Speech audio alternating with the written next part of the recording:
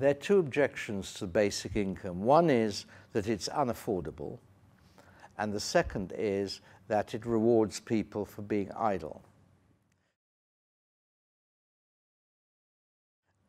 The first is incorrect, certainly in a wealthy society. It is affordable, not affordable in a very, very poor society. But even poor societies have experimented with basic income schemes. The second objection is that it rewards idleness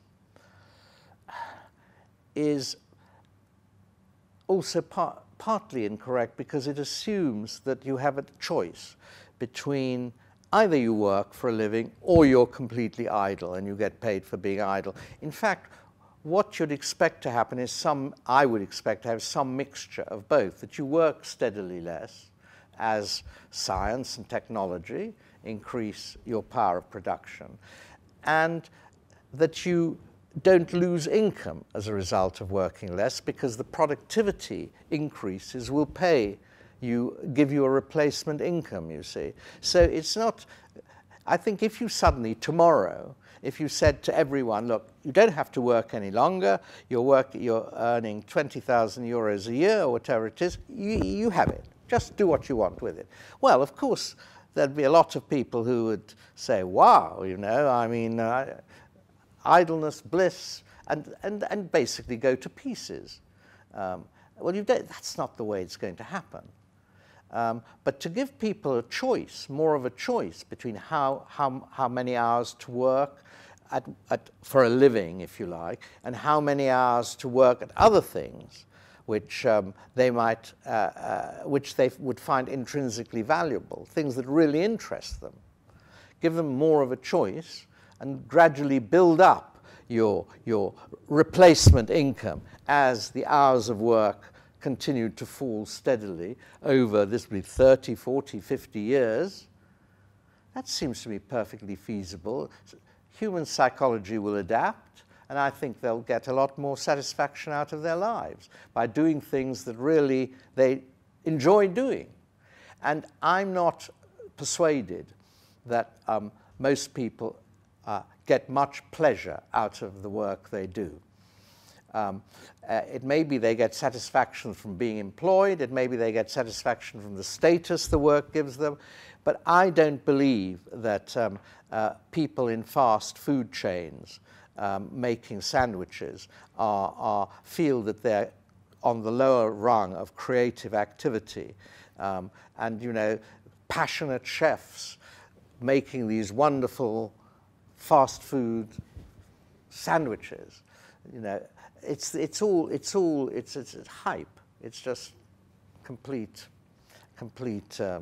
It's just wrong. I mean, it's just false. They don't do that.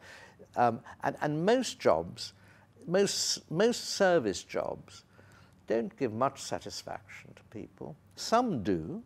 But when I ask people about this, I talk to waiters and I say, you know, do you enjoy your job? First reply is, yes, I enjoy it very much. Then next question, would you prefer to be doing something else? Of course I would. Yeah. So we're a bit naive about, again, human psychology. We take very, very narrow, economists take very, very narrow views about what drives, what motivates people. The ideal of most people, of all utopias, every single utopia from the Garden of Eden onwards, has been to work less.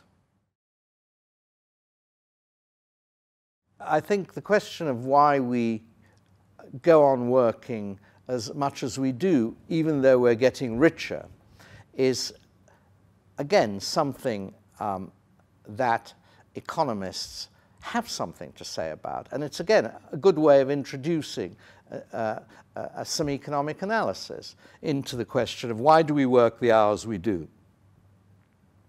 Even though we get richer and richer, and therefore productivity goes up, our output per hour worked is increased, so why shouldn't we work a bit less?